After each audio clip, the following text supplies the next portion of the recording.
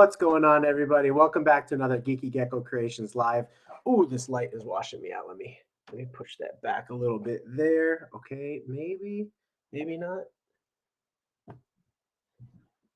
don't know if I like that better. I think it's the computer screen. But anyway, sorry, it's bugging me. My OCD is tripping me out now. I think if I'm closer, it's better. Or maybe it's the beard. I had a beard the last few live streams, so like my face wasn't as washed out. We will just take it for what it's worth right now. But welcome back to another Monday night Geeky Gecko Creations live stream, guys.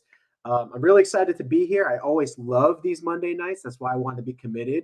I was not feeling the best today, a little bit under the weather. Whitney was suggesting maybe I don't do the live, but I said, you know what? I want to be consistent with the live stream. So if I'm not dying, I will do it if I can. And so I'm in good enough shape to where I can do the live stream tonight. Now, that being said, I do want to give a shout out to our sponsor real quick and also play our intro that we normally play. And so this is going to be a little bit of a test, but I'll be back in 10 seconds and I'll see you guys soon.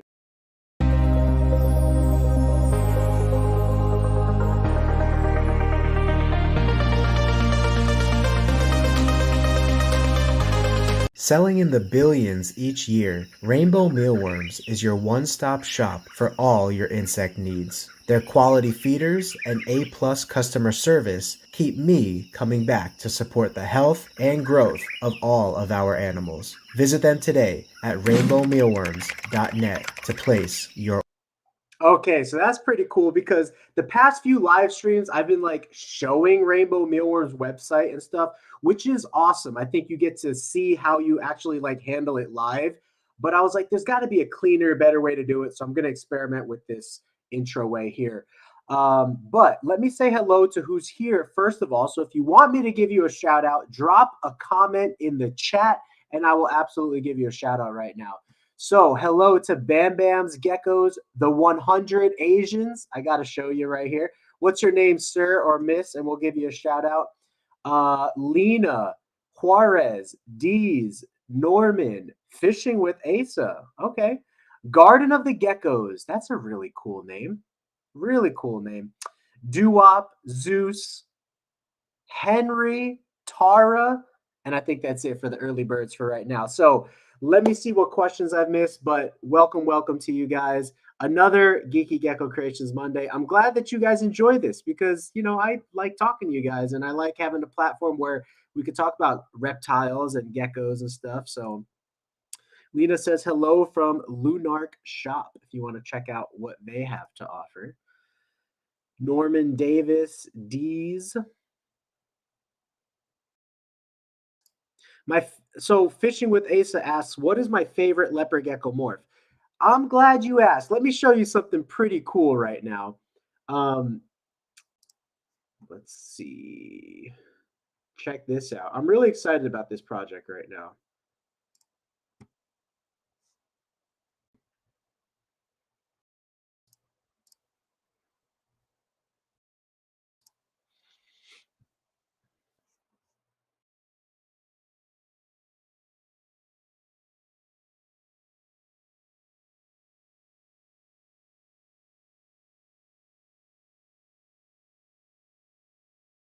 So these are all snow Afghanicuses that we have.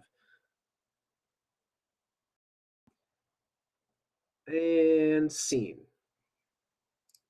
But if you're looking at these geckos, if you remember correctly, last week I was talking about how some genetics don't thrive with white and yellow, or they don't seem to thrive as easily. And that happens sometimes when you're crossing subspecies and species with DNA that is a little bit less related. Now, what's the cool side of crossing DNA that is less related?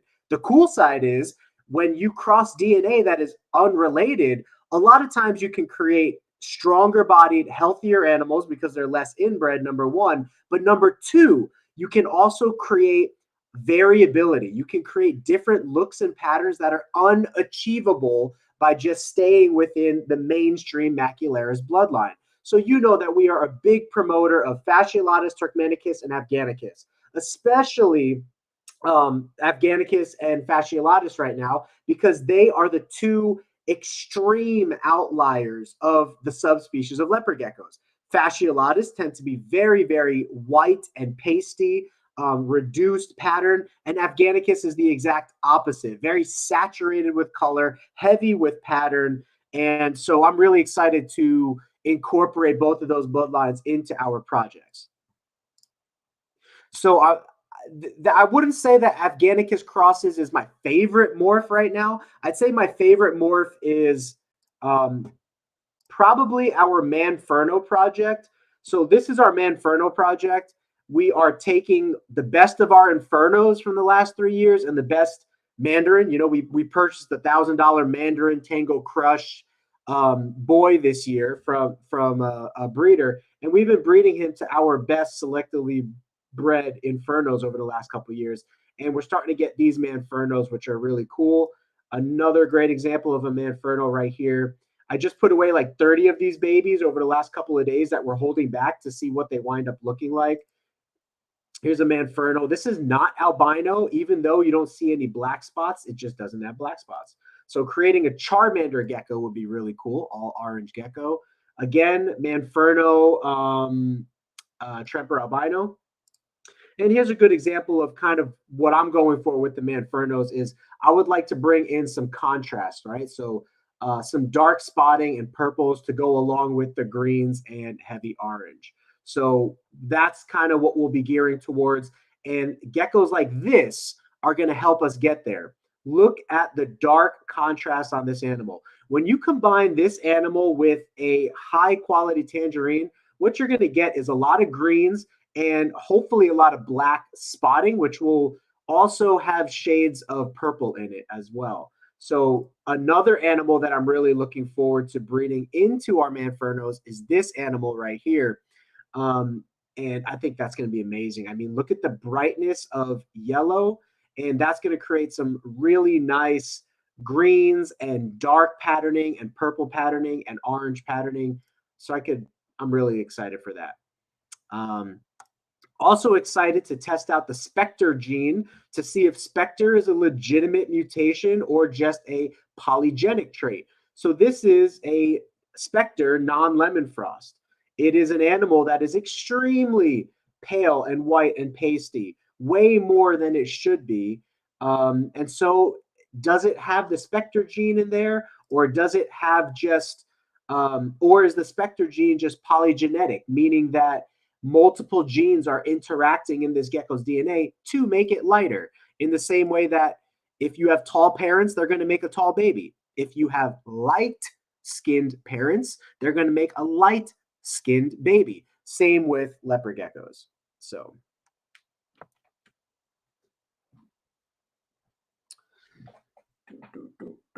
do I even need this? Let me see here. What if I just all out shut that off? That is really dark. Okay. Okay. But maybe I can push that back. That's a little better. That's a lot better, actually. I feel like part of what's washing out my face was that light, and so I might mess around with it a little bit more, but I feel like that's a lot better. So do female ball pythons go off feed during ovulation? So here is what happens with female ball pythons.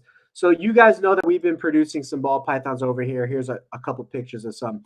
What happens with female ball pythons, and I'm starting to study ball pythons in the same way that I study leopard geckos. So I'm very observant towards the patterns and behaviors of leopard geckos over the last few years, and I like to document that and record that. Now I'm going to start doing the same thing for ball pythons, because until you see it yourself, it's really tough to know what you're looking for, even if you read it in books and stuff like that. So here's what happens with female ball pythons and the benefit of having an ultrasound if you do. So if you only have one female and one male ball python, just pair them. Pair them up all year long. Pair them up for a couple weeks at a time. Remove the male. Repair him the next month for a couple weeks at a time. Remove the male. Pair him again the next month for a couple weeks at a time, until you start seeing signs of the girl getting ready to lay. So the progression of a female ball python, she starts to eat a lot. When she starts to mate with the male, and her eggs are very, very small. We're talking about only like a centimeter, like her eggs are a centimeter. She will start to eat a lot to put on body mass. So she's naturally going to get thicker, naturally going to get bulkier until those little eggs are about the size of a golf ball inside of her. Once they're the size of a golf ball inside of her, which can take anywhere from a couple weeks to a couple months, depending on her body and how fast she's regulating those follicles, they're called in ball pythons, those little eggs, those premature eggs, how fast she's regulating them to grow. It's weird, but ball pythons can actually speed up or slow down their follicle growth. I don't know if they're doing it instinctually or if it's just genetically what their body does given certain circumstances. But I'll have female ball pythons that stay at 1 centimeter for 5 months before they ever turn into golf ball direction. And then I'll have females that go from 1 centimeter to golf ball size in 1 month. And so, what's making a female grow her eggs versus another female not grow her eggs? I don't know if anyone really knows the answer to that. There's a lot of people that theorize it could be temperature, it could be food source, whether she feels like she's waiting for an abundance of food. Um, Other people feel like it might be body mass. If she does not have enough body mass on, maybe she's gonna hold those eggs at a small size until she does have enough body mass. Regardless, here's what happens. She will eat like crazy up until they're about the size of a golf ball inside of her stomach. Once they're the size of a golf ball inside of her stomach, she's going to completely go off food and probably never eat for you again until she lays. Once they're the size of a golf ball, until she lays, could be a period of anywhere between 2 to 3 months. Um, because it's going to grow from the size of a golf ball to when an egg finally comes out of her. So a golf ball is probably like that. And when the egg finally comes out of her, it's probably like the size of like 2 golf balls, like that. So she'll go from golf ball size to egg size in about 2 months, let's say 1.5 to 2.5 months, somewhere in that range.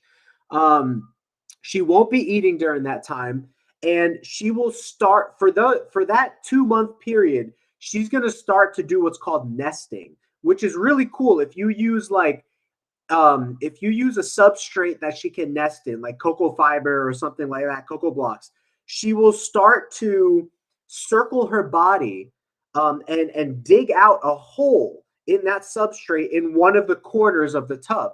And she'll make that hole where she will eventually lay her eggs, 2 months later. So those are the signs of female ball pythons laying eggs. As soon as they lay, the last third of their body is going to be completely deflated, and it will take them a few meals to get back up to size. But good question, though. I'll start making videos on that.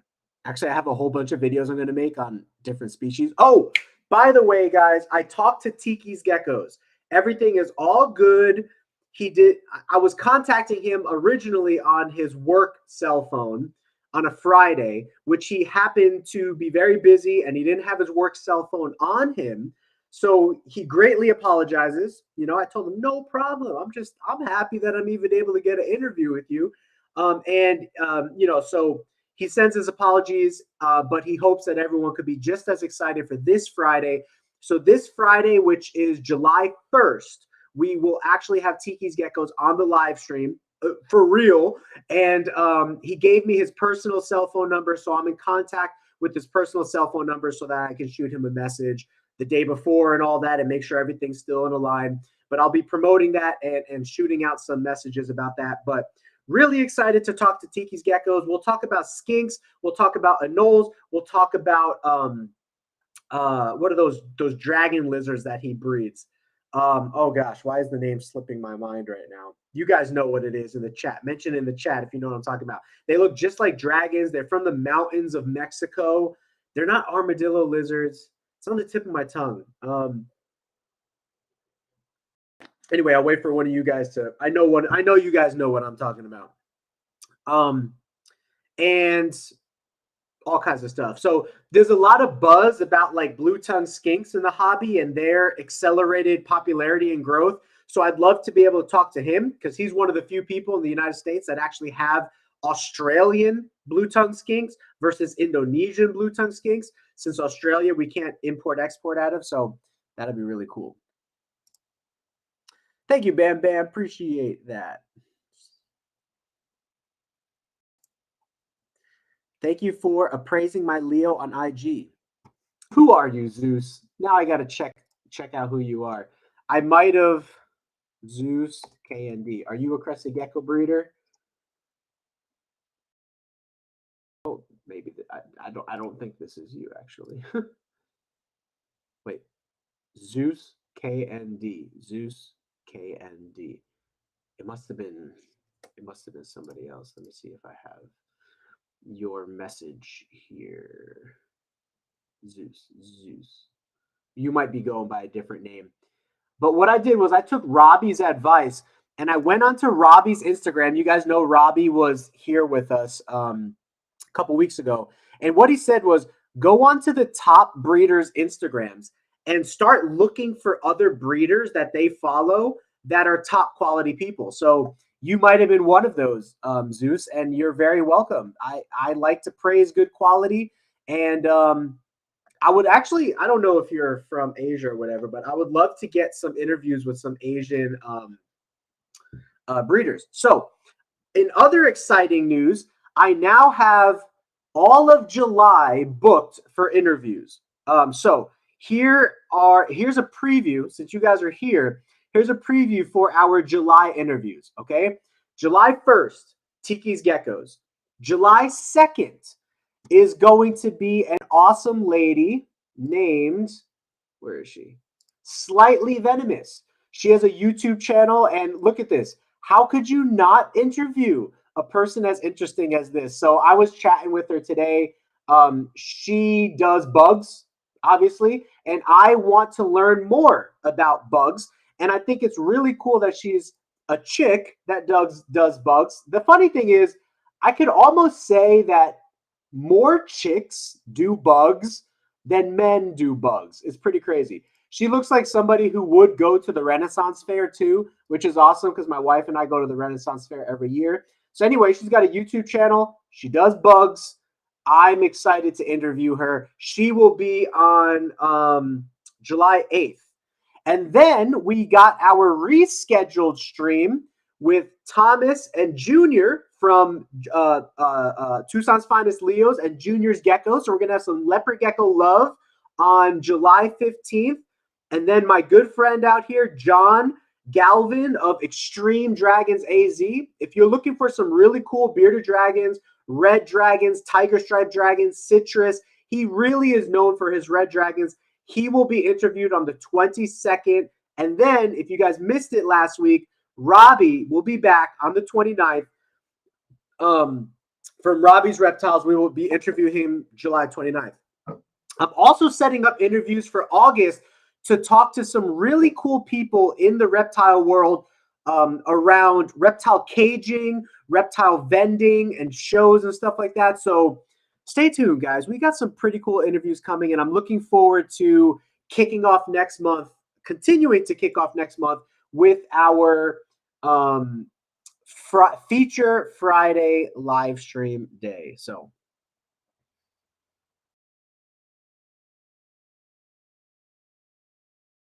I want to ask, do you feed egg-bound geckos? Yes, I do feed them, even though they don't tend to eat. I will still make sure that I provide a bowl of their supplements and worms in there. And I might even change out their water more frequently because to me, water is the essence of life. Without water, you don't have life, right? That's why they're looking for water on Mars, because we don't know how that life can exist without water. I mean, maybe like little microbes or bacteria or whatever, but you get the point. Water is needed for complex life as far as we know. So I like to think of water as something that I like to change more often for girls that are egg bound. Also, it's theorized that one of the potential reasons for egg-bound girls is lack of calcium. So I always provide extra supplementation in there. You might even want to put a bowl of supplementation just by itself, because sometimes geckos, when they're egg-bound, they don't want to eat. And so if their supplementation is in a bowl full of food, we might think that they're going to lick up that supplementation, but in reality, they might not. So I'm going to start experimenting with just putting separate bowls of calcium and Vionate in there for the girls. But if they're egg bound, you might want to do a 1-to-1 ratio of calcium to Vionate and leave it in a separate bowl.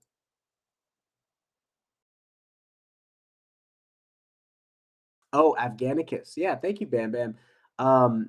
Afghanicus really brings out the dark color in leopard geckos, which I think is going to be truly, truly amazing to mix that with Black Knight, which is, we have some groups of Afghanicus Black Knights this year that we're shooting for. So, Lord willing, we'll get some of those. And that would be pretty cool. And again, Afghanicuses are not classified right now as a separate species, but I love hybridization if possible. Because I think any combination of animals that you can create something new with and different and rare, I think is super, super cool. But again, Afghanicus is classified in the same species as leopard geckos right now, so it's technically not hybridization. However, there are a lot of breeders that I think would agree that out of all the subspecies of leopard geckos, Afghanicus seems the most distant and far off.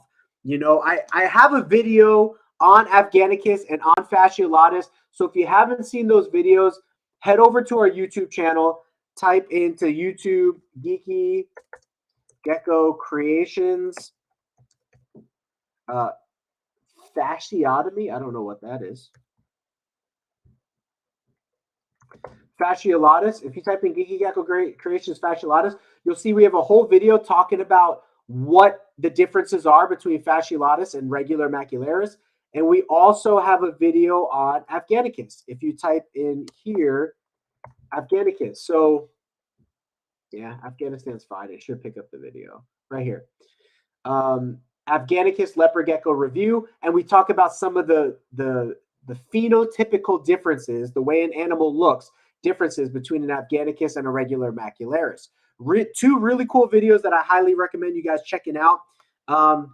Yeah, hybridization, interspeciesization. I'm for all that. Anything that creates really cool looks. Yeah, thanks, Zeus. You're absolutely right. The Afghanicus creates definitely a very hypnotic pattern. I thought when this baby popped out, or when I saw this baby, I was like, oh, it's probably an Afghanicus. But no, this is simply our top quality hyperxanthic bold emerine line. What does that mean, Frank? Hyperxanthic means high color. In this case, high yellow color. Bold obviously means bold. This comes from our bold stripe lineage specifically. You could see where this was one thick stripe as a baby, but those stripes start to break up as adults, and it leaves that middle area that will eventually all fade into like a yellow color. It looks purplish now. So you'll have one line there, 2 lines, 3 lines. You'll have 4 lines. And I was thinking if I can recreate that look, I will call it like a quad striped leopard gecko, right? So they have quad striped leopard geckos in crested geckos. Why can't we have a quad striped leopard gecko in leopard geckos? But look at the head pattern on this animal. That's so typical of Afghanicus. But again, I truly think that bold and bold stripe and Halloween mask and bold bandit and all of those, I truly think that they have some influence from Afghanicus way back in the past, because those animals look drastically different compared to a normal gecko from the wild. And so I think there was some interspecies mixing going on there between the Afghanicus and Macularis to start the initial bold stripe and Halloween mask projects. That's just a theory of mine. Again, I wish the reason it's a theory is because no one has this stuff documented. If you were to look up Where does Bold Stripe originate? Where does Halloween Mask originate? There's very, very little documented. I don't even know if there's any documented information out there. Look, we can look at it right now. I know Gecko Boa has probably the most documentation on his website, and even his documentation is very limited. So, where does Bold Stripe Leopard Geckos come from? So, Bold Stripe, they seem to be a result of bolds being bred into Mac. But notice that language, seem to be. There's no proof of anything. Those offspring were then bred back together to create the first Bold Stripe Mac Snows. Theory, again. And I would love to interview Geckos, etc., but I was not able to get an interview with him. But one day I would love to if we can. He's really popular in shows and stuff like that, but he doesn't like do interviews a lot and stuff, which is kind of sad because he's so experienced and so veteran in the hobby. It would be awesome to see him on interviews and stuff. But if we go to Gecko Boa, who has what I would consider, besides Leopard Gecko Wiki, okay, I love Leopard Gecko Wiki. This is my number one place that I recommend for people to learn about leopard geckos. If you go to leopardgeckowiki.com or Google search for it, look, Halloween masks right here. The Halloween masks were first pioneered in the late 90s by Albee of Too Cool Reptiles. After years of line breeding and proving out the head pattern traits, he turned it over to blah, blah, blah. But again, it doesn't tell you what lines was he breeding. So here's a picture of a baby Halloween mask. And honestly, here's a picture of an adult. That looks more like Turkmenicus to me. And Turkmenicus does have a lot of bold patterning in the head. So maybe Halloween mask came from Turkmenicus. Because honestly, we have some pure Turkmenicuses here. And pure Turkmenicuses do have a lot of head pattern. So that's another theory right there. But again, my main point is that there's not a lot of actual information. Gecko Boa. Let's go to Gecko Boa's website because he has resources, leopard gecko genetics, and then if you were to type in bold, let's just type in bold. So here's his definition of bold. Bold stripe, bold or very dark stripe, bandit, Halloween mask. Click link for history. Here we go. Let's see. He has a history of Halloween masks here. In 1997, the National blah, blah, blah, blah, blah, blah, purchased the Halloween mask from Ron Tremper. This particular female was on its course to be sold to an exporter in Japan. He was caught smuggling reptiles, blah, blah, blah. Now with a buyer, Tremper put this gecko among others on his table at the show. Jungle pattern animals. The female was a slow grower, so he didn't breed her until the second year. Believe it or not, he bred her to a tangerine male and then selectively bred the offspring until he turned them over to Paul Allen in 2007, 2008. So after reading this, my initial question would be, in 1997, Albee purchased the foundation female for the Halloween mask line from Ron Tremper. This female was on its course to be sold to an exporter. So what were the genetics of that female? This looks very Turkmenicus, just so you know. Nice example of pure line Halloween mask produced by Pack Herp. These head patterns right here, if you were to look up Turkmenicus, they look very Turkmenicus. So that's where I'm guessing Ron Tremper started it. But again, there's no back history. 1997, Ron Tremper had the initial animal, but what was the lineage of that animal? And then from 1997 to 2008, it says that the female was bred for maybe 5 years until she produced certain offspring. But what was she bred to? She was bred to, it said up here, believe it or not, he bred her to a tangerine male and then selectively bred her offspring until he turned them over to Paul Allen 10 years later. What were those geckos selectively bred to? What lines of albino were you working with? It doesn't say. But check this out. Turk. I know he has wild types here. Hold on. I know he has a wild type thing. And I'll show you. So take a look at this. Take a look at this animal right here. Look at the head pattern on this animal. Now look at the head pattern on Gecko Genetics wild types. I know he has a. All right, let me just go back to Google.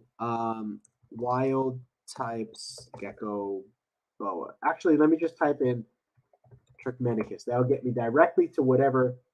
Here we go. Pure species. So this is a cool picture. Check this out. This is an Angraminu, which is as a baby, which is a totally big leopard gecko compared to these other leopard geckos. But Turk. Here you go. Eublepharis turkmenicus. This is actually classified as a different species. It's not even Eublepharis macularis. However, it breeds better with macularis than like Afghanicus does, and Afghanicus is classified as a subspecies. So look at this. Here is a wild Turkmenicus. It's hard to see, but look at that head pattern. Go to Gecko Bo's website and look at that head pattern. Very, very indicative of Halloween mask. This is not the best example for Halloween mask, but this is a pretty good picture right here. You can see a lot of dark contrasted pattern, very Halloween-y. And same with this on the heads of these geckos. Here is macularis, which also has very Halloween mask type pattern. Here's fasciolatus, not very Halloween mask. Here's montanus, not very Halloween mask. And then let's see if they have a pure macularis. Macularis. Here's Hardwickii, one of my favorites, but so far not interbreedable with macularis from what I'm told. Here's Fuscus, which I'm also told is not interbreedable with macularis, but I will be trying one day, guys. Believe me, I will be trying. There's somebody on Morph Market right now selling these. I was going to buy them, but he's asking a lot of money. He's asking like $2,000 for a group of just females, not even the male.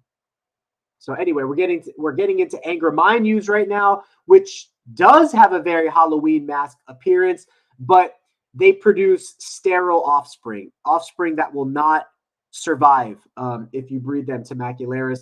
There was like a scientific paper actually done that I read through. You can get some babies to survive, but then those babies are like infertile, kind of like when you cross a horse to a donkey, you get a mule. I don't remember the exact conclusion of that project, but it seemed very, very insignificant. Like it would be very difficult to take the Angraminu and develop an actual breeding project for that into macularis. But I'll probably try one day.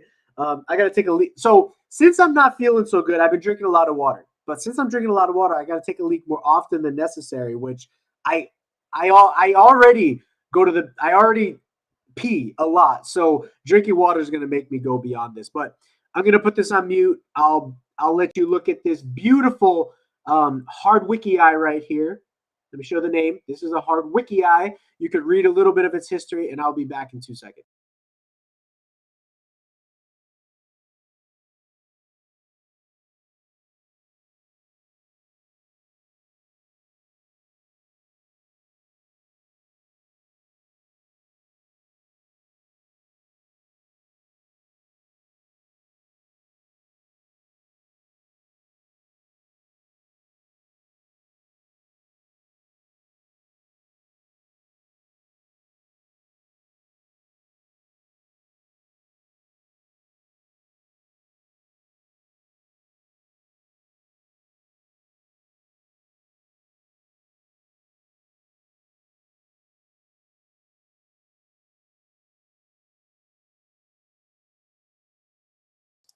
And we're back, folks. Let me see what questions I have been missing. But first, let me drink some water.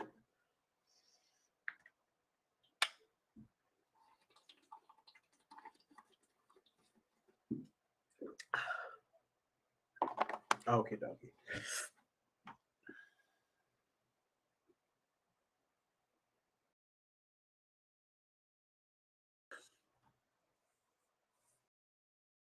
Thank you, Zeus. I appreciate that you like our Manfernos.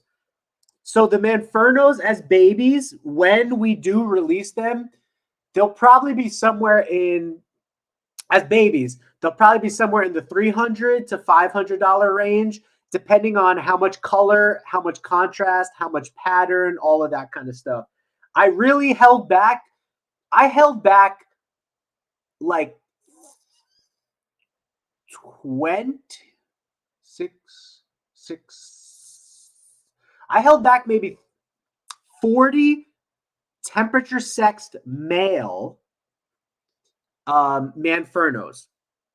And then I also, from last year, I had a bunch of Manferno females that are now breeders. And they're creating the second generation of Manfernos.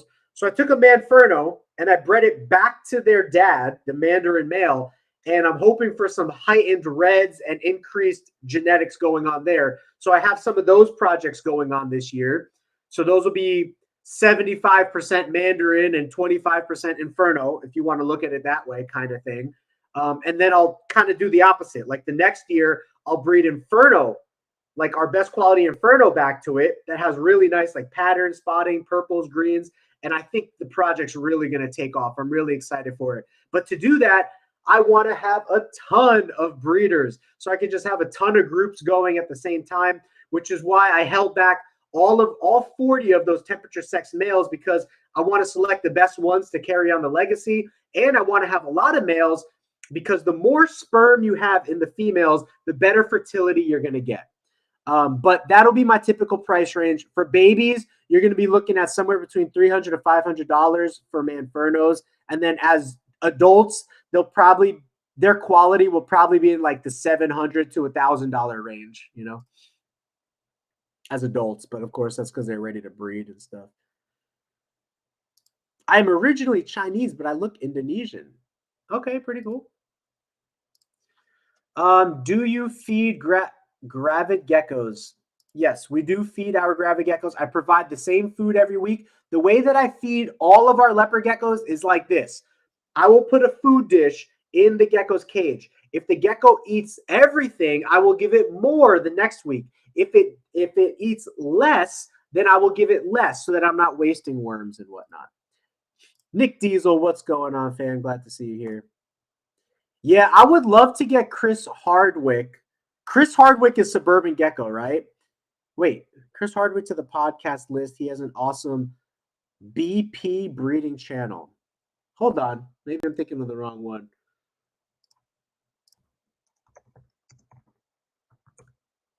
Oh, Chris Hardwick. I love the way that guy talks. Let me put him on our list. Let me put him on our list.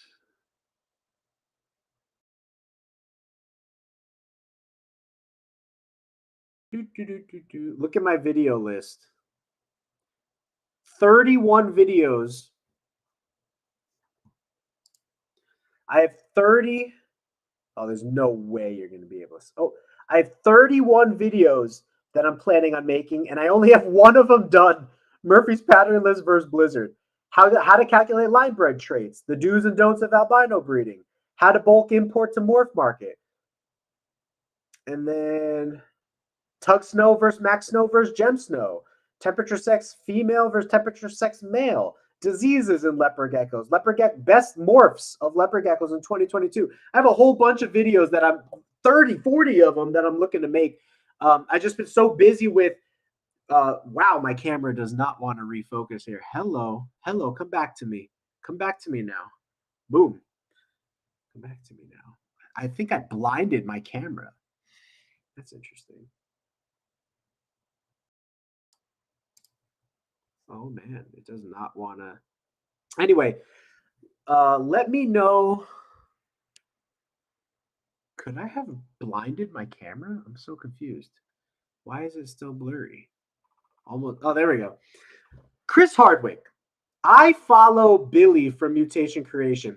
And last year, I don't know the backstory on this because I didn't watch every single episode of Billy's podcast, but it seemed like they had it out for Chris. Like they kept making jokes and cracks about him. And I kept trying to find out why. I just couldn't find out why. And I still don't know why. So if you know why, please let me know why if it's reasonable to put it in the chat. But he is an awesome guy. I didn't even put him on the list.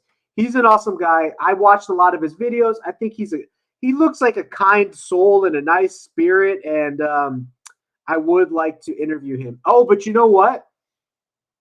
Chris Hardwick. I actually have a lot of ball python people that I do, like snake people that I do want to interview, but there are so many snake podcasts, ball python podcasts. I kind of told myself, I was like, you know what? I want to focus on lizards and invertebrates like tarantulas and scorpions. I want to focus on interviewing things that we don't normally see in the hobby. You know, so I might not do any ball python stuff for like the first few months. So I don't have a podcast. This is our podcast. We do a live stream on Monday nights at 7 p.m. And then we also do a live stream podcast where we interview people at 7 p.m. on Friday night. So 2 times a week, we are live with you guys. Juarez says, anyone going to the Reptile Expo in Anaheim? One day I will be there. I would like to vend that one day.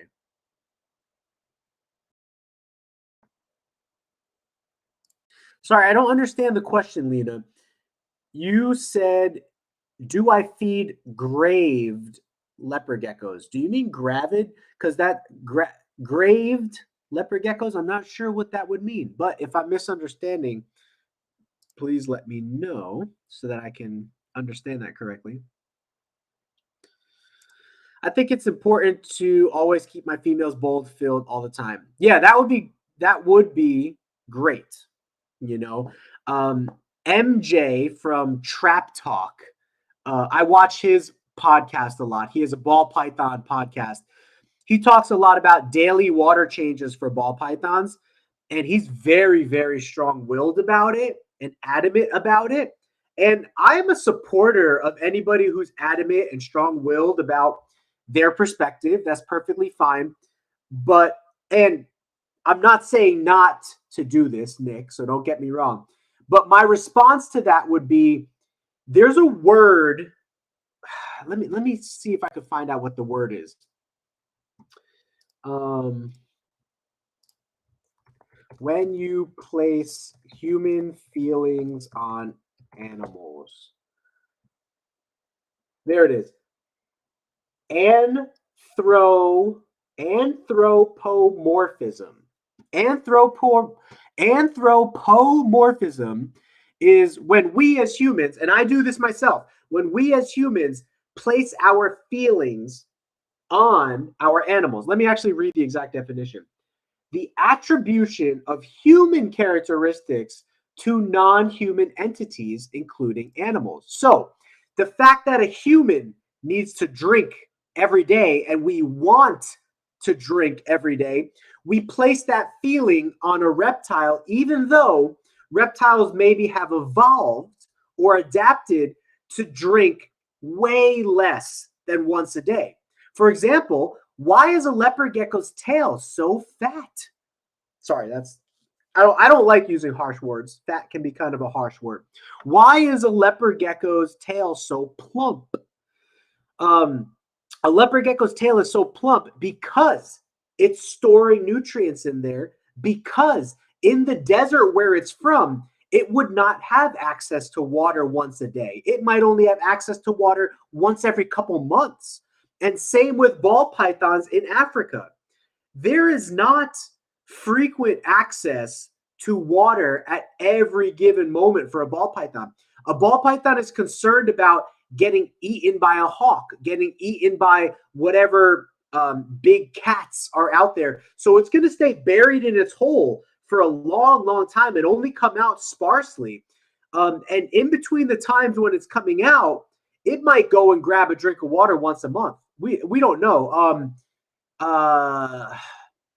What's his name? Just took a trip down to Africa. Oh gosh, his name, Kaufman.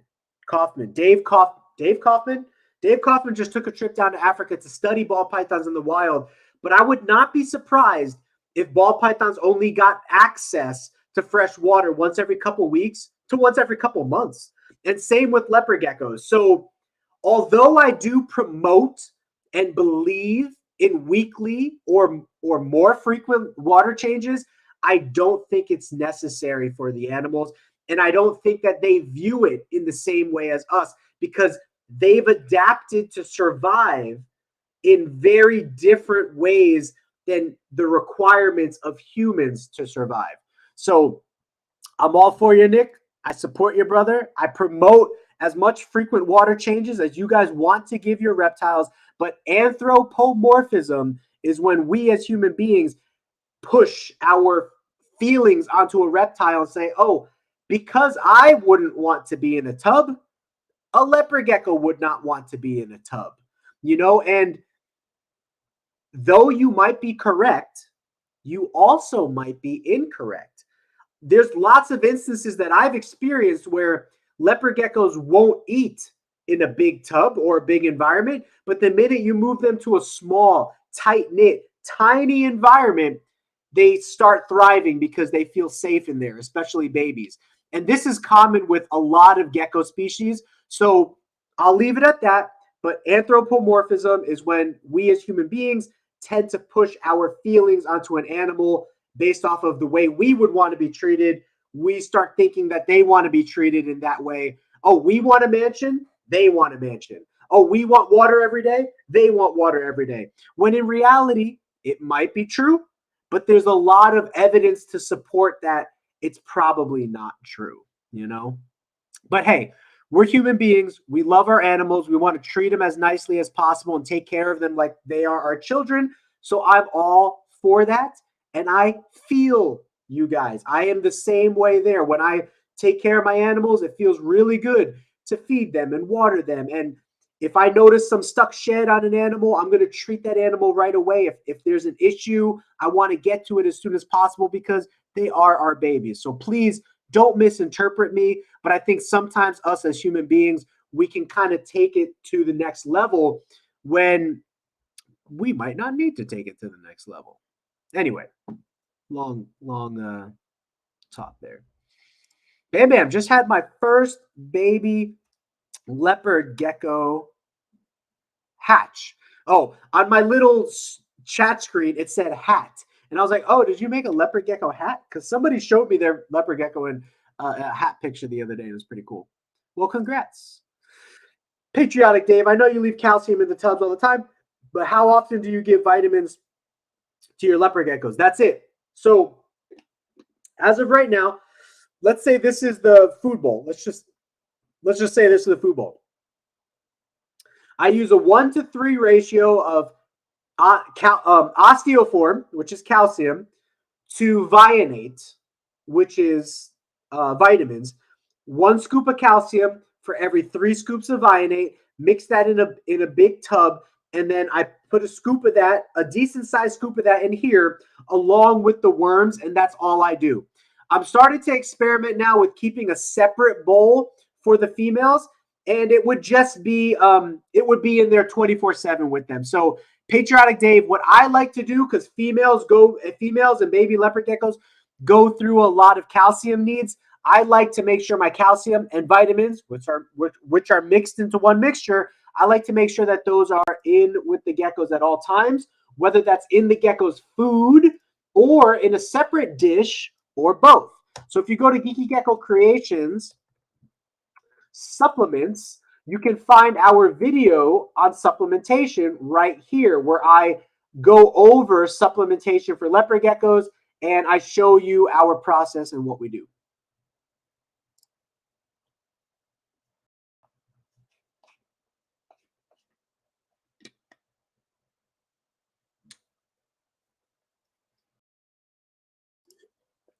Thank you, Bam Bam. Perfect. I'm like a broken record. I say the same thing so many times. So like even my wife knows the answers to a lot of the questions, which by the way, shout out to my wife. She's already a busy human being, but she has been helping me stay on top of my YouTube comments and stuff like that because those are important to try to respond to. And I was behind by like 50 comments, and she did all 50 comments one day. Like she responded back to people. So I'm responding to YouTube for the most part, but if you do happen to hear from her, you might hear from her at some point because she helps me if I get behind. So patriotic, I use Reptical with vitamin D and the Reptical multivitamins. I just wonder how often you should do the multivitamins. I do. You probably know the answer because I was just talking about it, but I mix my calcium and vitamins into one mixture.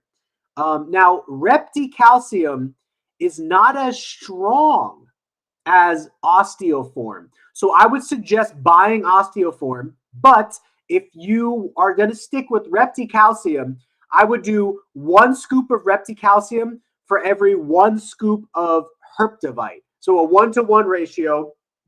You could do a 1-to-3, but I don't really know Repticalcium as much. I just know that a lot of breeders, and myself included, tend to think it's a weaker concentration of calcium than osteoform is. So I might suggest you do a 1-to-2 or a 1-to-1 ratio of calcium there. And leave it in the cage at all times. You could leave them in 2 separate bowls, or you could put them in 1 bowl, or you could leave them in the food bowl with the mealworms 24/7. So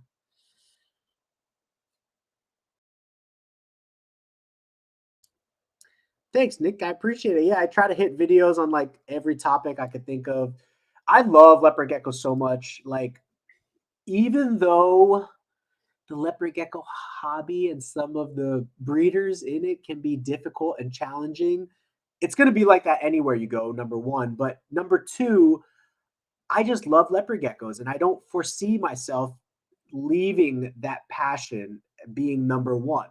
So, um, they're like little dinosaurs. They're insectivores. You can breed for so many different color combinations and attributes, and I just think that there's still a lot of combinations that we can do to look forward to. And so I think we have plenty of years of excited breeding ahead of us. But in general, I just love the look of a leopard gecko. They're like a little dinosaur and little hunters, and I love that about them. They're tame. They don't get too big. They make a great starter pet. They make a great expert breeder. They make a great introduction breeder reptile. If you're looking to get started in breeding reptiles, they're great. So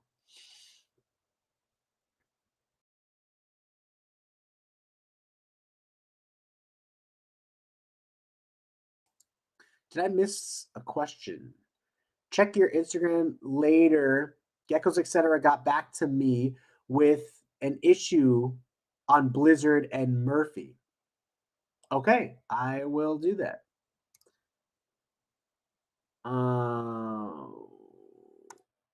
Thanks, Max. I appreciate that. Yeah, I tried to add some color to our background in the stream.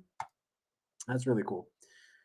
Yeah, so I just got done reorganizing like almost 150 babies into groups. And so I needed to make sure that all of those babies had similar enough genetics or for me to know, or shared the same dad, even though they might have had different moms that had the same genetics. It was really important to try to line up the geckos that had the same dad, as well as yeah, all that. So I just got done doing that over the last few days. Now I need to go through all of those groups, which is almost 25 groups that I need to go through and pick out. There's anywhere between like 6 to 10 geckos per group, depending on their size and age and all of that kind of stuff. And I need to pick out the ones that I'm willing to sell and then start taking pictures of those. So it's probably going to be another 4 to 5 days before I can do all that. But we have some pretty nice temperature sex females, and I think also some temperature sex males that we'll be getting rid of. And then, of course, in a couple months from now, once the Manfernos grow up, I could select which ones I want to keep, which ones I'm willing to let go and sell some of those. But yeah, hopefully I can update the website within the next week copy. So I ask for your guys' patience with that. It's just a bit tough right now trying to do all of that. And then tegus are going to be hatching soon. Ball pythons are going to hatching now and going to be hatching soon, and all of that kind of stuff. So yeah, there's just a lot going on there. Hey Frank, I have what I believe is a super hypo tangerine carrot tail that has a substantial amount of green on its head. Is this normal? Green on the head can be normal for certain lines of geckos, but I would say that it's not normal for your average gecko. So if your gecko has a lot of green on the head, I would keep that gecko and continually breed that gecko to other geckos or its own lineage that has green on the head so that you can create more green on the head.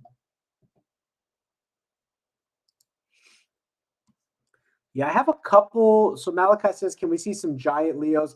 I have a couple giants, but not that I can see on my Instagram right now. I have some projects that I want to do for giant leopard geckos. Like Turkmenicus is a very big gecko. And I want to breed Turkmenicus into super giants. And so I have a couple super giants over here, and I'm going to be trying to work those projects. But I don't think I'm able to do that this year necessarily. I might be able to do it, but my focus has been mainly on other projects because I don't have as many of the super giants and all that kind of stuff. And I was testing the lemon frost and all that. That took a lot of the bulk of my wild type genetics. So, Caden, can MBD be cured? Yes, especially if you catch it early, it can be cured without any repercussions. Like in babies, they start to crawl on their elbows, and that's when you can up their calcium intake or dump some calcium on the ground. Maybe their food bowl is too high or something and they're not getting the calcium. You could also gently inject with a small syringe some pure calcium mix into their mouth. And that's what you would do for an adult as well, is like inject calcium into their mouth. Or if they can crawl around, just sprinkle calcium on the ground, with vitamins and all that. Let the mealworms crawl on the ground, and you'll start to see a bounce back relatively quickly within a couple of weeks, depending on how bad your gecko has MBD. But if you have an adult gecko that has MBD, that means it's been deprived for a while, and you might need to like really shoot calcium into its mouth. So tips on getting a female to eat during egg development. Sorry, guys, I'm getting really tired, I think, because my body is fighting off whatever sickness this is. Tips on getting a female to eat during egg development. I'll always leave food in there for her.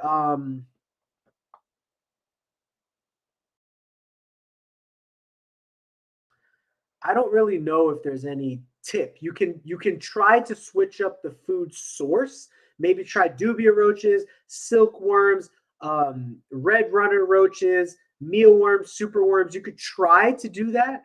But if she's not eating, she's just not eating. As long as she's not getting skinny to the point where you can see her spine through her skin. Like if she started to move towards that direction, then I would intervene with some like pure calcium or liquid diet mixture. I forget what they call it. It's what vets use. I think it's called like carnivore diet. Reptiles. It's used for other reptiles as well. Here we go. Critical care. So I've never personally done this, but like Brooke, our volunteer, has done it, and vets will suggest using this. This is critical care carnivore. And so if a leopard gecko is getting to the point where it's like bone skinny, like you want to catch it before it's bone skinny. But if it's on that trajectory, then you want to give it some critical care and start getting nutrients in its system. So other than that, I don't really worry about it too much. I just make sure that the female has some food every week, so that usually a female will not go off of food forever. She might be off of food for a week or two, but she'll go back onto it. So I just make sure that I keep her routine as normal so that when she's ready, her food is there accessible for her. You know, if she's not eating, then I'll lessen her food so I'm not wasting mealworms that are dying in her bowl.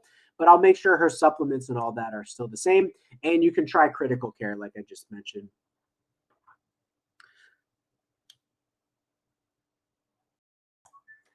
My blazing blizzard is losing weight fairly quickly, and she won't eat during the whole breeding process. So if that's happening, critical care. You can buy critical. I don't know if you just heard me right now because my microphone might have cut out. But if that's happening, Bam Bam, if she's losing weight, buy you some critical care from Amazon and a small animal syringe and get that critical care into her system just a little bit.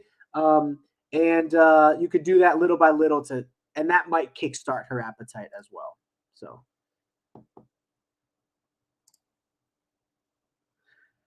Hey Frank, I'll be getting my second clutch of Afghan and giant leopard geckos, fingers crossed. That's an awesome combination because Afghanicus is typically a smaller leopard gecko. So you breed that to a giant, that would be super exciting.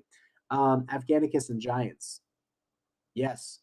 Much luck your way, my friend, and hopefully you can show us some good results from that. Yeah, Bam Bam. Sometimes the issues happen, especially as you buy more females. So, like, we caught a lot of criticism this year from certain people. Like, when I made my egg bound video, there was like a number of, not a number, but there was a couple people that, been trying to pick on us. And any little thing that I do, they're trying to nitpick at. And they're like, oh, how could you have 4 girls egg bound in 1 year? I'm like, do you know how many girls I'm breeding? Like, I'm putting like 300 girls through breeding. So 4 out of 300 is actually not that bad odds because your everyday breeder who only has like 10 geckos might have 1 girl that goes egg bound a year or something like that, or even breeders that supposedly have perfect care. I won't say their names, but they supposedly have perfect care. They have girls that are going egg bound. So it's just so silly how people try to like pinpoint and nitpick at me like I'm doing something completely bogus in my operation. Sometimes you're just unlucky and things happen. But the reason I say that is because the more animals you take under your care, the more chances that things can and will go wrong. The more babies will have defects, the more babies you hatch. The more babies will have the more slow grower or stunted babies you're going to experience with the more babies that you're breeding. The more issues you're going to have with the more geckos you have. That's just the way that it's going to go for a couple of reasons. Number one is the odds of statistics, right? So if 1 out of every 10 girls are going to experience being egg bound a year, if you have 100 girls, then you could expect 10 females to get egg bound that year. Now, that's a really bad example because that's kind of high odds, but it could happen.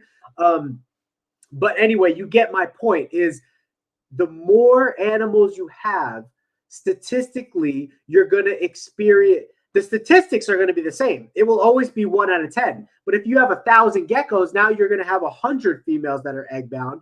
And again, that's a really high number. That's not the true case. I'm just using that number as an example, but you get my point. The more you have, the more you're going to experience because the statistics are going to pop out the same amount, but now you have more animals. So that's reason number one.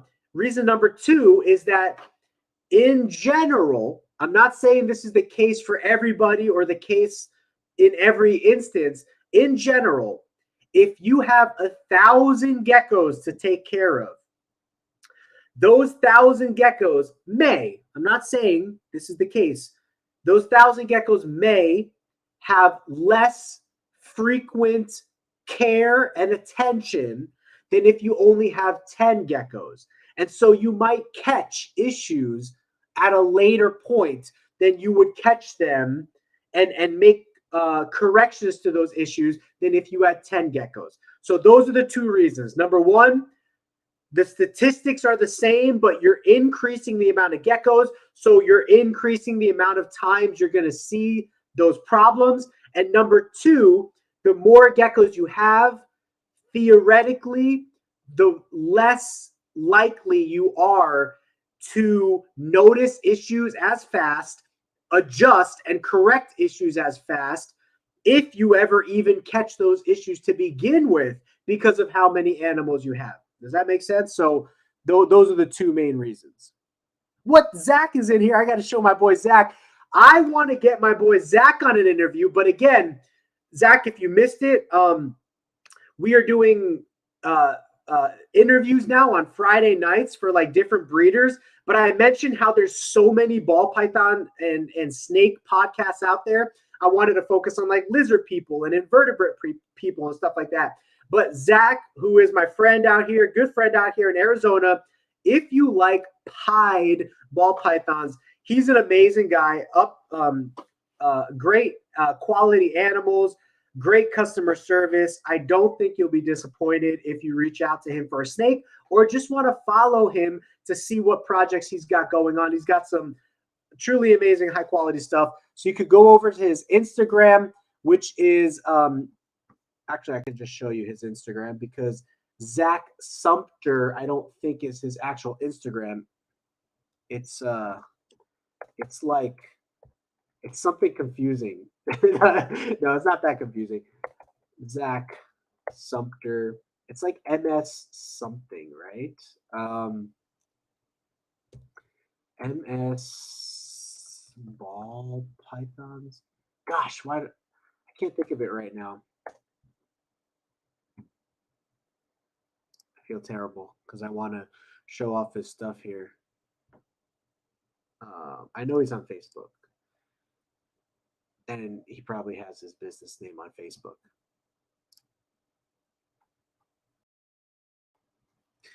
Rodents as well. I always message him about rodent stuff since I'm newer to rodent. Mass Rep, there it is. So just think of mass reptiles, right? Mass reptiles. Check this out. This is a pretty cool looking animal right here. What is this? No comments. That's definitely clown something. It looks really busy for clown. And I know that they are more popular on Facebook, so I don't know if he like keeps his Facebook more up to date. Probably, yeah. He only has a few posts on Instagram, but definitely has more posts on Facebook. You know, so if you are #pied is his thing. If you're into pied ball pythons, rats, ball pythons at all, he's just a great guy to reach out to, and he vends a lot of the shows out here, and we've gotten to know each other pretty cool over the last couple of years, so I can definitely vouch for him being an upstanding guy. So thanks for stopping by, Zach. I really appreciate it. And if I do have ball python or snake people on in the future, you're definitely one of the people that I would love to have on to feature, you know.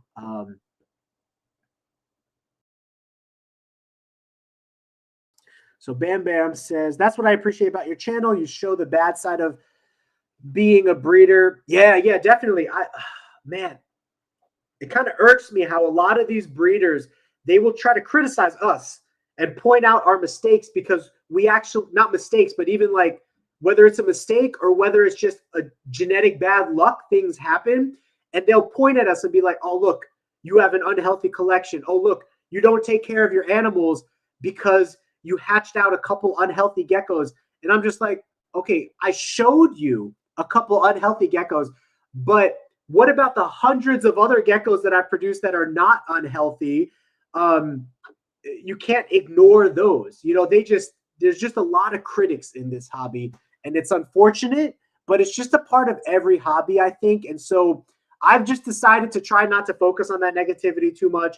Just talk about cool reptiles. Like, I'm really excited for July and all the interviews we have lined up. I'm really, really excited for that so that we can hear from other breeders and just talk reptiles and have a good time. And, you know, breeding is super fun. So every day when I'm hatching geckos and cool stuff, just posting that to my Instagram Anyone who likes it, likes it. Anyone who doesn't like us or doesn't want to follow that, okay, that's okay too, So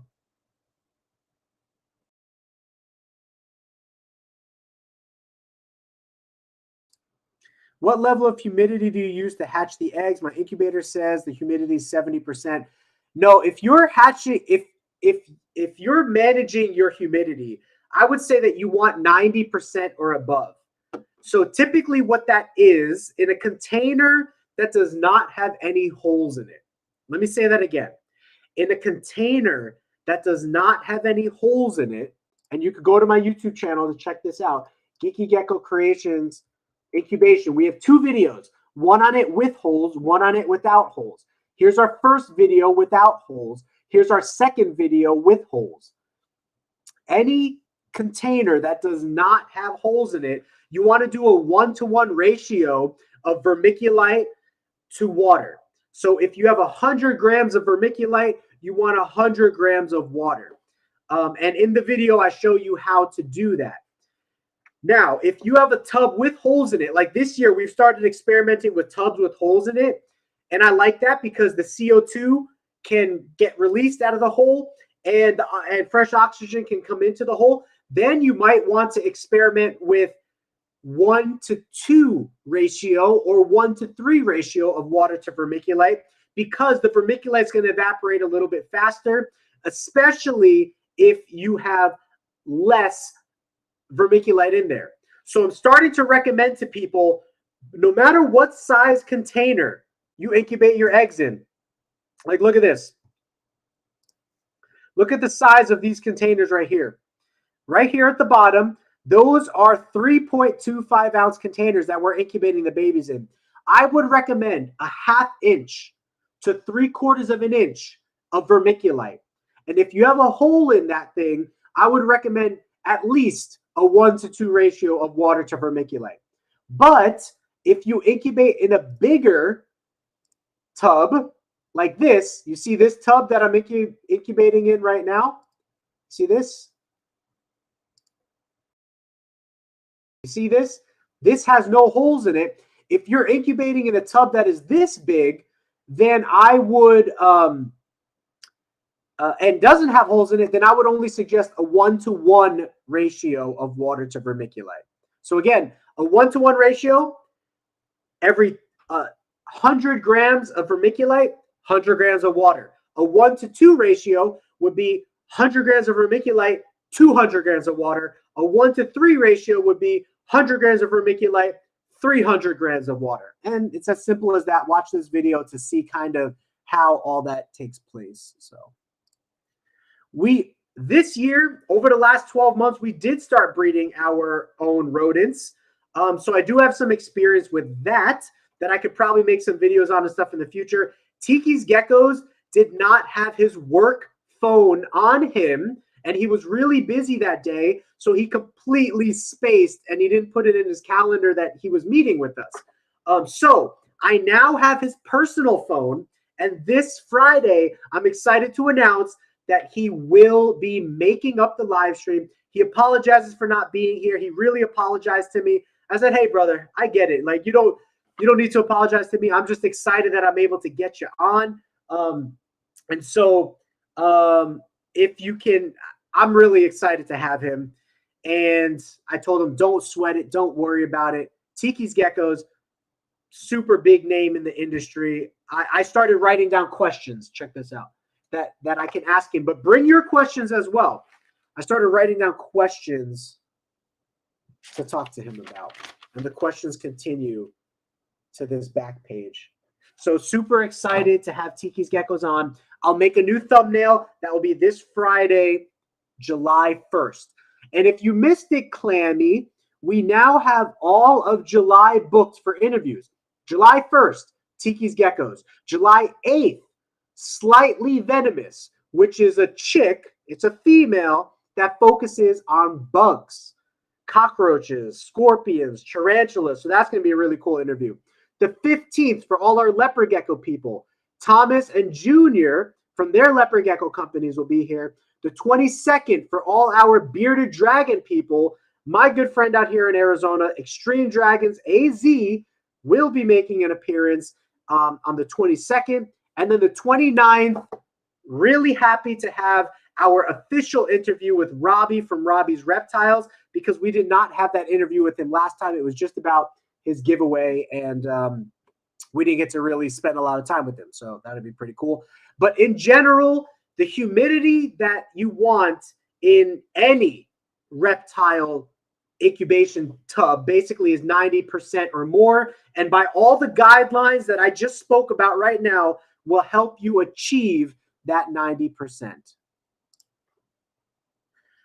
DNS, I have baby geckos not coming out, so I cut a slit. They never hatched, so I opened the egg. Today was the second baby that hatched dead with big bug eyes and a very round snout. It's weird.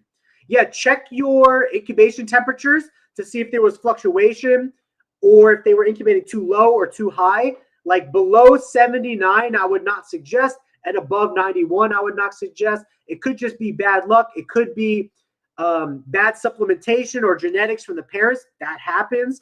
It happens a lot, actually. Trust me. So hopefully you can get that figured out. Let me know if you check all those boxes and still don't know the answer. We could try to troubleshoot it. Most people don't realize you post the defects to help people, not so they can make fun of you or call you out. Thank you, Zach. I appreciate that. I like to be transparent and post everything so that people can realize that, hey, it is common to get dead babies. It is common to have eggs that go bad. It is common to have birth defects. You know, I was talking to a biologist the other day, and she even confirmed for me that it was a really high number in human beings, even. Like 90% of all human beings have some kind of birthing issue, something like that. But anyway, nature is far from perfect, far, far, far from perfect. And it's just sad that when we show those imperfections, we get a lot of people, a lot of criticism from people that almost act or maybe think that they have a perfect operation, or maybe they just haven't had as much bad luck or whatever the case is, and they want to like make you feel bad or try to make you feel bad or whatever the case is. And I'm all for troubleshooting. Don't get me wrong. Troubleshooting is good. Sometimes there are things that are issues leading up to situations, but other times it's just statistics. Nature is one big bad statistic at times, because if every baby hatched, if every gecko hatched, if every human things went perfectly with, the whole world would be tremendously overpopulated. And so we live in an imperfect world. And as sad as it can be, or unfortunate to see at times, imperfect things are pretty common. And so go through your diagnostics list, check temperature, humidity, all of that kind of stuff, food of the parents, past breedings of the parents, check all that stuff.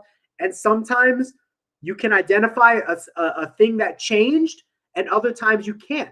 A great example of that is this episode right here. I highly suggest you watch this episode. Are air holes necessary in tubs?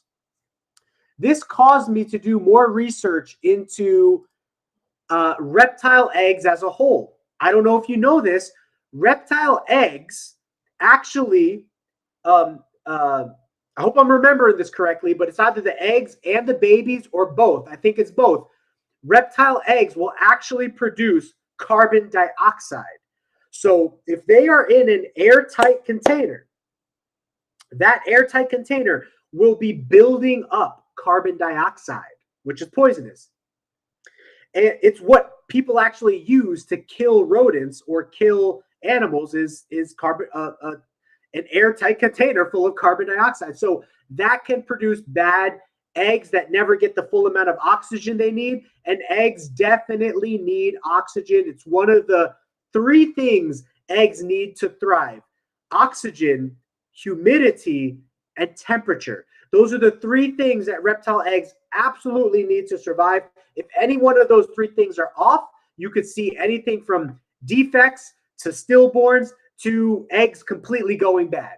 So humidity you want to be above 90%. Temperature for leopard geckos, you want to be between 79 to 91. Those are the extremes. Anywhere in between there will be good. And of course, oxygen, if you're not opening your lid to exchange fresh oxygen, then you may want to consider, if you have an airtight lid, you may want to consider poking holes in that thing so that you can have fresh oxygen coming in and bad carbon dioxide going out.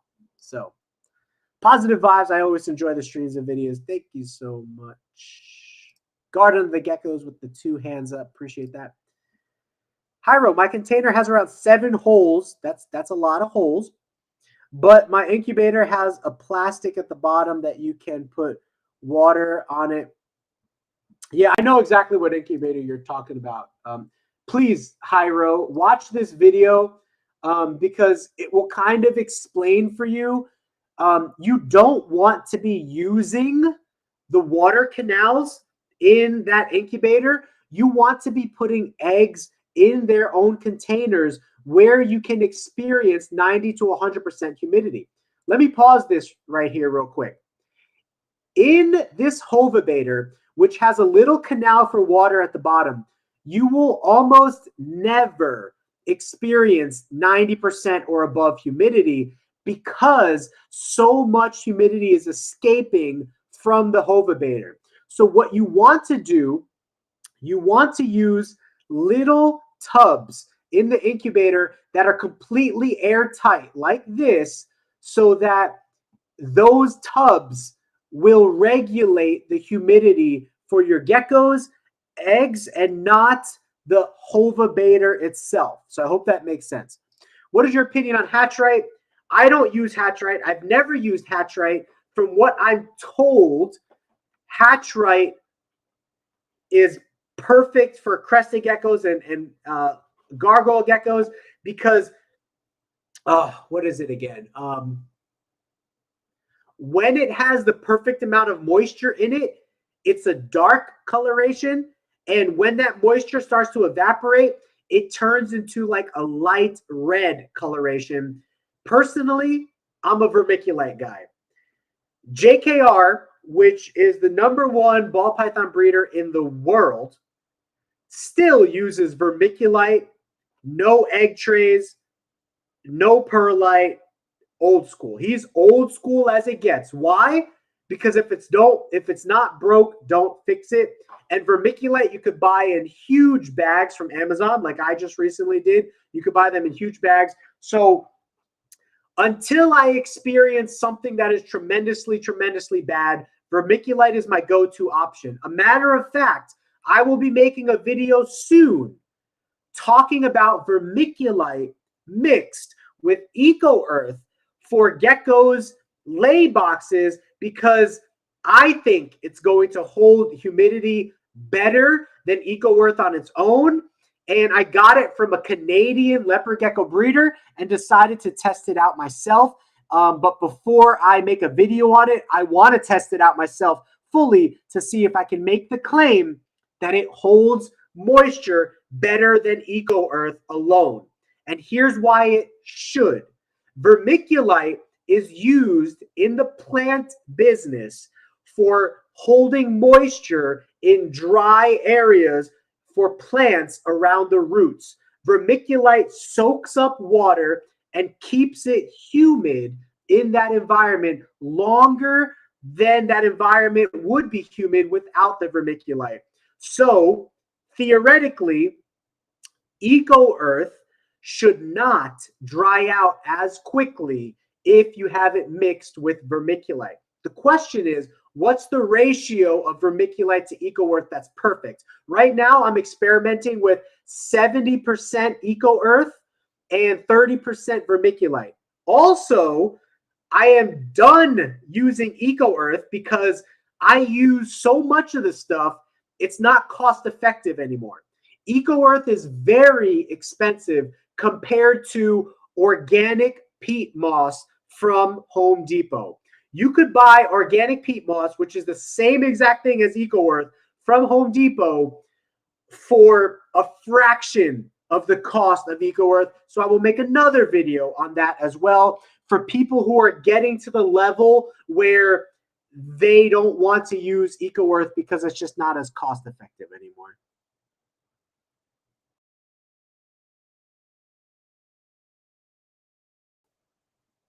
Yeah, Haras, any advice for new breeders? Please go to YouTube and go to our channel and look at our playlists and just start watching every single video and every single playlist we have that catches your attention on things that you need to know about. So we have videos on ovulation, fertility, incubation. Do I hear water or something?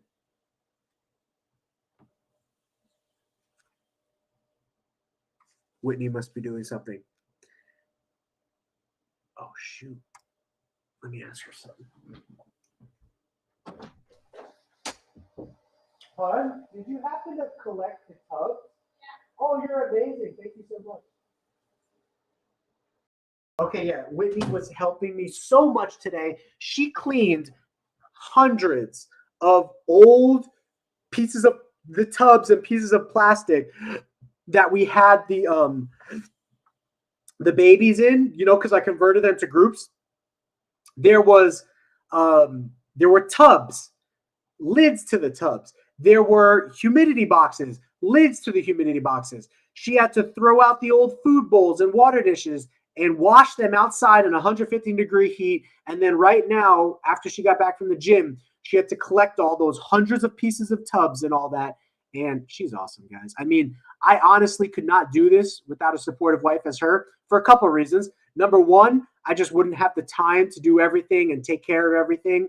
And number two, I wouldn't have the finances because she's been supporting the bulk of our mortgage over this last year that I've been doing the reptiles full time.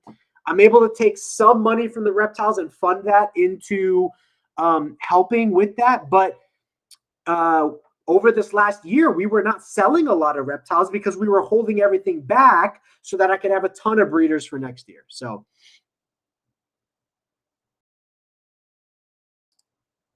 yeah, Juarez, please go to our YouTube channel, check all that out.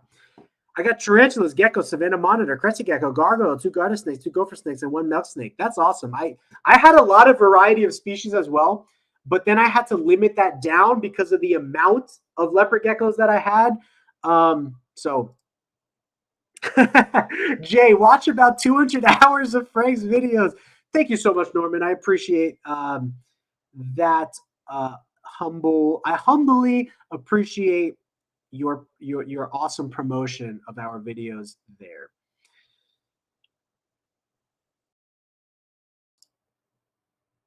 The one I bought is this GQF electronic thermostat Hova Bader. This incubator has an electronic meter. So far, it's been really stable. Do you think I should get the water out?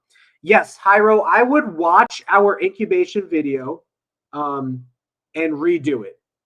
Okay, so give this video a watch and redo your setup. That would be my recommendation. I'm not saying that leopard geckos cannot hatch at 70% humidity, but I've never experimented with that. And from what I know, I think most reptile eggs need 90% or above to really thrive and do well for humidity. You know, so you feel free to experiment with it and then let me know what happens, but that would be my suggestion. We used Hatchright for our first year of breeding so far. We've had 100% success rate. We've not seen any weird discoloration. However, this is only our first year of use. Yeah, I've never used Hatchright, but it comes to you dry, and then when you wet it, I think it turns a different color, but I could be wrong. And I don't know if the water sinks all the way to the bottom or not, because technically you don't want your eggs sitting in water. That could be like a bad case for like mold and stuff like that. So you do want the eggs kind of drier, but the substrate moist, which, if anything, could be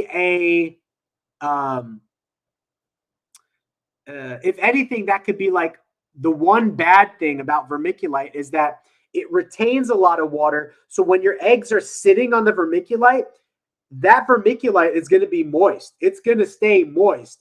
And so if mold starts to grow, it will quickly grow in vermiculite because of how moist vermiculite is. However, what I've noticed is that mold is mainly linked to infertile eggs and dying embryos.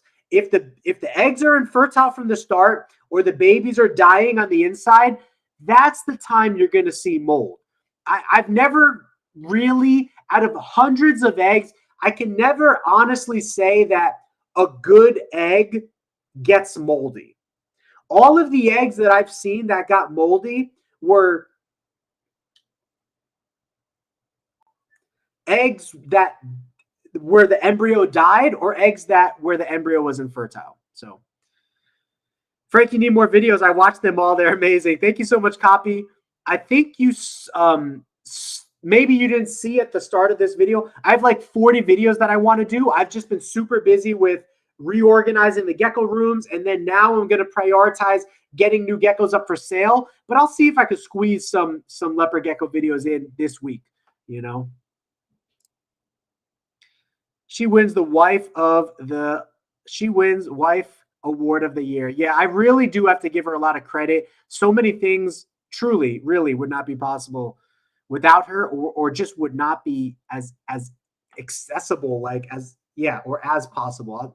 I'll give her all the credit. I really, there are so many times where I just wouldn't have the hours in the day or the energy in my body to accomplish what I need to accomplish without her. You know, I'm already spread very, very thin on my time, and that's with her help.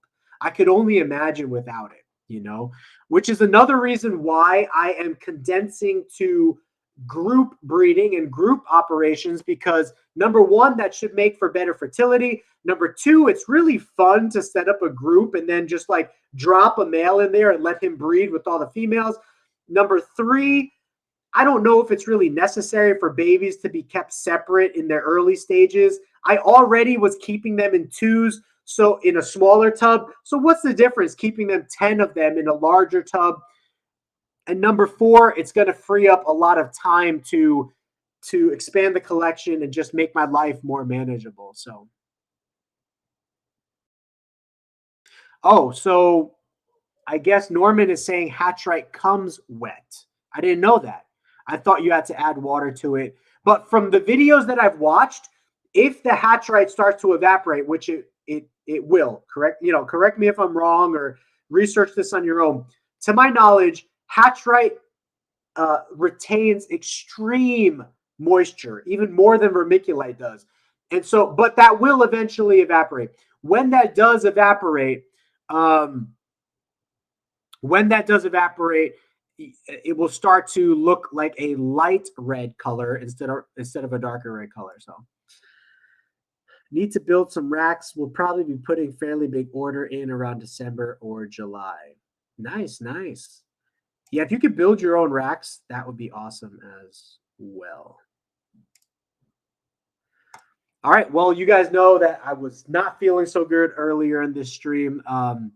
So I'm going to go ahead and end the stream there so I don't know. Whitney said, if I do the live stream, I can't do any more work tonight. She also tries to look out for me like that. She's like, you got to pick one or the other. She's like, you could do more work or you could do the live stream. So we'll see. I might sneak and try to do some work here. The work never stops, But anyway, I get to work with reptiles for a living. I'm happy. I don't know if I'm a workaholic or a progress-aholic. Like, maybe it's, I don't know if this is a man's perspective or a woman's perspective, but like, I feel like women are much better at multitasking. Like, they're able to put off projects over the long run compared to like a man, or at least in my man brain, I want to get it all done right now. I don't want to focus on multiple things over the period of a long period of time. I want to focus on one or two things and get them done as soon as possible with as great focus as possible. So anyway, I'm ranting now. My brain is tired. My throat is sore. I love you guys. I will see you guys later.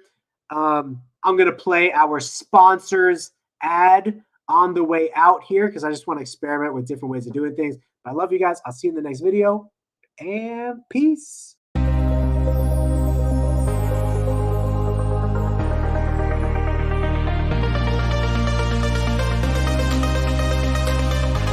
Selling in the billions each year, Rainbow Mealworms is your one-stop shop for all your insect needs. Their quality feeders and A-plus customer service keep me coming back to support the health and growth of all of our animals. Visit them today at rainbowmealworms.net to place your order.